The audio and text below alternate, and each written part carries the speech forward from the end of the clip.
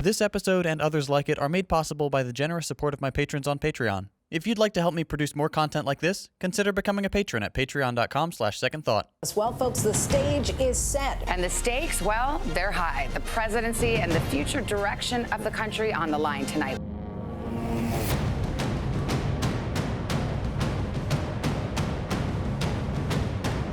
The president is really someone who's going to make this in some ways a brawl. He's looking for a street fight. So there are people in the Trump campaign who feel that he is confident and that he will do a good job here.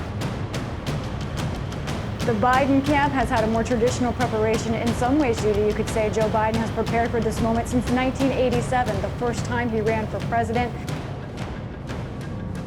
We will be coming back to you after the debate. Right now, as you see, debate moderator Chris Wallace about to introduce the candidates. Let's go to Cleveland now as this debate gets underway. Good evening. I'm Chris Wallace of Fox News, and I welcome you to the first of the 2020 presidential debates. He has never done a single thing. As you might know, but probably don't. Gentlemen, you realize if you're both speaking at the same time. And it's too expensive. Joe, you're the one. I graduated last in your class, not first in your class. Back to court. We have I'm not going to give a list. Rid of the individual man. Radical left. Will you shut up, man? This is so unprecedented. Absolutely. Folks, do you have any idea what this clown's doing? You're debating him, not me. Let me ask my question. Well, I'll ask Joe. President, I'm the moderator of this debate. All he knows how to do is hurt. Tuesday. Go take a look. You would have been much later, Joe. Mr. President, much later. Mr. President. You're talking about 2 million people. You're not Mr. President, as the moderator. 47 years you've done nothing. Let's have this. I want to move on to another subject. But those states are not doing well. Let me tell you. I understand all of that. I understand all of that. But I'm the one that brought back football. You were a senator. You're the worst president America has ever had. Hey, Come on. Ukraine. No, sir. With $1 billion, it's hard to get any word in with this clown. It is absolutely not true. You're going to have true. Gentlemen, President Trump, Vice President Biden, it's been an interesting hour and a half. I want to thank you both for participating in the first of 3 debates. Well, I don't know what we expected. On September 29th, 2020, over 73 million people tuned into the first presidential debate between former reality TV star and real estate fraud Donald J. Trump and sundowning moderate Republican Joseph R. Biden. If you can't already tell, I'm going to make fun of and criticize both candidates. If that's not your thing, I understand. Feel free to drop a thumbs down and go watch something else. For those who stick around, we have some very important things to discuss. In this episode, we're going to take a brief look at the complete failure of the first presidential debate, the insufficiency of the 2 men running for president, and the current state of American politics. Let's start with the format itself. In my humble opinion, debate is a terrible format. In theory, debate is about pitting ideas against each other, and by the end of the event, if both debaters were equally competent, the more valid ideas should have emerged victorious. I think we all know that's not how it works in practice. In politics, it's not the ideas battling it out. It's the people wielding those ideas as political weapons. The ideas themselves hold little to no weight. It simply comes down to which debater is a better snake oil salesman. Take Ted Cruz, for example. Horrible politics, universally reviled on both sides of the aisle, but an exceptionally talented debater. It doesn't matter what position Ted Cruz is arguing for. All that matters is his talent for making them sound good, or at least less bad than his opponent's positions, regardless of the truthfulness of his statements. The format of debate is inherently flawed because it's simply a modern form of dueling. It's a sport with points, winners, and losers just like football. But because it wears the veneer of important people in fancy suits, it somehow seems more intellectually valid. Now, having Ted Cruz on the debate stage is one thing, but what happens when you take a 74-year-old blustering compulsive liar and a 77-year-old career politician suffering from dementia and put them on the stage together? You get this. Did you use the word smart? You graduated either the lowest or almost the lowest in your class. Don't ever use the word smart with me. Will you shut up, man? Listen, are you talking about Hunter? Are you talking about Hunter? I'm talking about my son, Bo Biden. You're talking about I don't know Bo. I know Hunter. Yeah, Hunter got thrown out of the military. He was thrown out, dishonorably discharged. That's not true. He wasn't dishonorably. Cocaine use. Well, it's hard to get any word in with this clown. Excuse me. When you have 2 old men who can barely get through a sentence without completely going off the rails or forgetting where they were going, what was intended to be a formal debate ends up looking more like a nursing home fight over a game of Scrabble. Part of the problem was the debaters themselves. Donald Trump isn't exactly the calm and collected type, and Joe Biden isn't nearly as sharp as he once was. But another part of the problem was the moderation. I know I said debate is a terrible format, but I don't see them switching to my preferred format of rap battles anytime soon, so we at least need to talk about keeping the debate moving. Enter the moderator. The poor fool chosen for this particular train wreck was Fox News' Chris Wallace. Now, let's think for a moment. When the people putting this event together were deciding on a moderator, who could they have possibly chosen? All of the mainstream networks, except Fox of course, are fake news according to Trump, so they couldn't pick an anchor from anyone besides Fox without Trump claiming the whole thing was rigged. They couldn't go with an international anchor because a Spanish-speaking network host would seem like a snub, and to Trump, any European personality would be a socialist. If they're stuck with Fox, they at least need to seem somewhat impartial and pick the anchor most critical of the president. That's how we got Chris Wallace. He's made a few statements critical of Trump in the past, and that's enough to make him an acceptable moderator to both parties. Great, problem solved. Well, except... That's the end of the segment. We're moving on. He didn't take them. Well, Vice President, no. Can I be honest? It's a very important Try to be question. honest. He stood up. No, he stood up, the answer to and the he question is no. Ukraine. No, sir. With $1 billion, if you don't get rid of the absolutely you know what, you're not stop. true. You're doing it. You're going to Not have... True. Gentlemen, I hate to raise my voice, but it seems to be, why should I be different than the two of you? So here's the deal. Not only could Wallace not control the debaters, his status as a Fox News anchor failed to protect him from the claim that he's biased against Trump. There was no way that a debate could have succeeded. The only thing the organizers can do for future events is to give the moderator control over the candidates' mics. They're going to interrupt each other.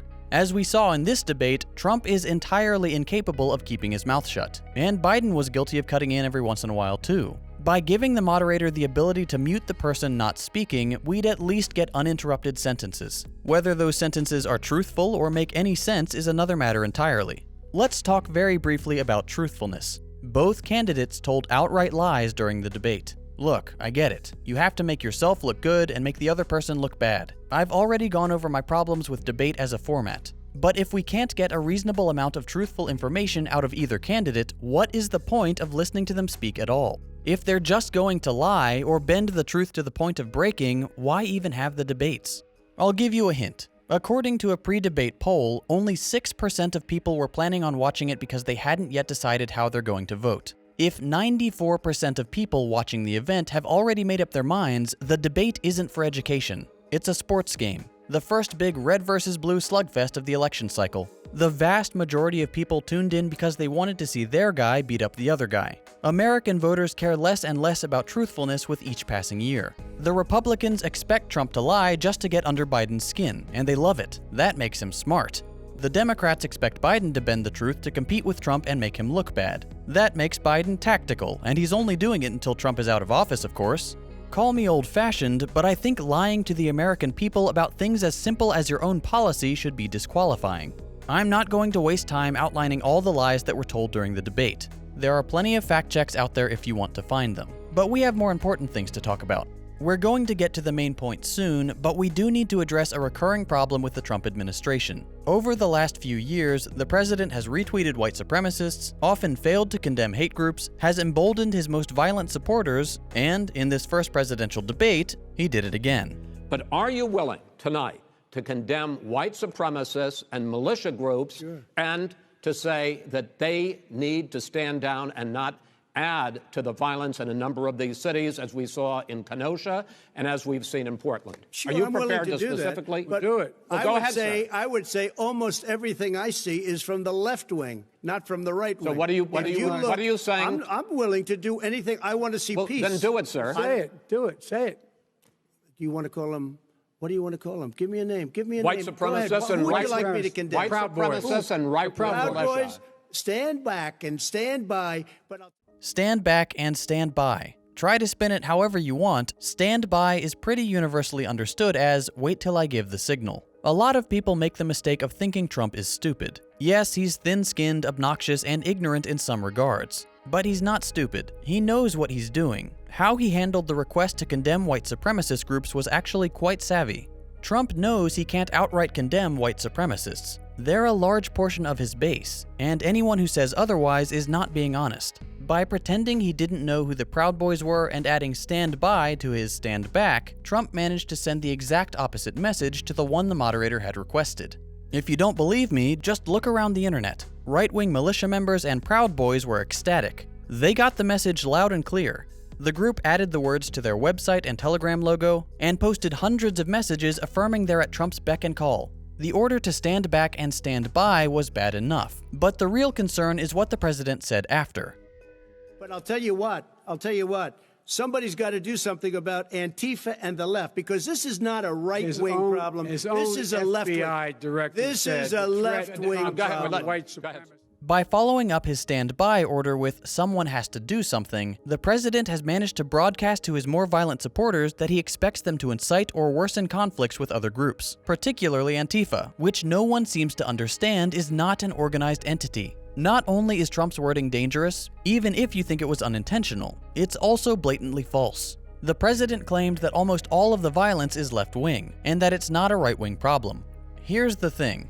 The data clearly shows, and Trump's own FBI director has said, that white supremacists and far-right extremists have been responsible for the vast majority of political violence in recent years. You can wish people would get along all you want, but the truth is that there is violence happening in America, and most of it is inspired by far-right extremism, and the tiny percentage that isn't is in response to far-right extremism. That's the thing people don't seem to understand. Every time there has been an anti-fascist movement in history, it's been in response to fascist agitation and violence. Get rid of the fascists and the anti-fascists go away. They have no reason to exist other than to fight encroaching fascism. This brings us to the main point. During the debate, there was a whole lot of interrupting and lying, not much substance, and overall just a really depressing spectacle that laid bare the rot within American politics. The whole point of these debates has devolved into a perverse popularity contest where no one will change their minds and viewers just want their candidate to seem less awful than the other guy. Besides being unpleasant to watch, the more important takeaway is that neither candidate represents the will of the majority of Americans. Donald Trump is a reactionary who panders to a shrinking crowd of bigots and the ultra-wealthy.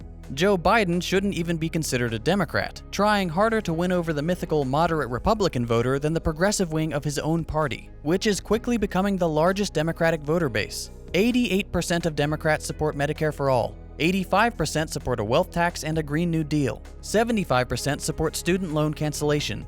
Joe Biden doesn't support a single one of these policies, or for that matter, a single policy that could be considered progressive. The best he can offer is a temporary respite from the horror show of modern Republican leadership, and maybe the rolling back of some Trump-era regulations. By choosing Biden as the nominee, the DNC has made it painfully apparent that they are not the party of progress, but of damage control. Their only selling point is, we'll make it how it was before Trump. The problem with that mindset is that the Democrats will become more and more right-wing with each subsequent Republican president.